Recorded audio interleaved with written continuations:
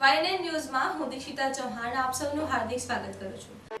વડોદરા એસઓજીનું અકોટા ટાઉનશીપમાં મોટું ઓપરેશન. અકોટામાંથી પ્રતિબંધિત ઈ સિગારેટનો માતબાર જથ્થો ઝડપાયો. એસઓજીએ કુલ 408 ઈ સિગારેટ જપ્ત કરી.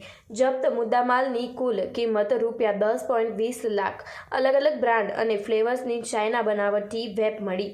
અકોટા ટાઉનશીપના મકાન નંબર B99માં રાખ્યો હતો જથ્થો. સ્થળ ઉપરથી કાયદાના સંઘર્ષમાં આવેલ કિશોર મળી આવ્યા.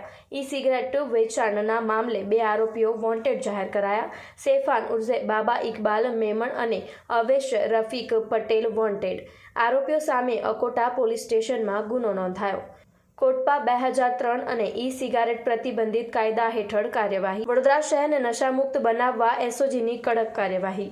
Reporter Rahul Rajput, YNN news, Vadodara.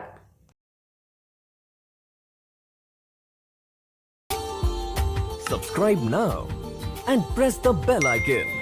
Never miss an update.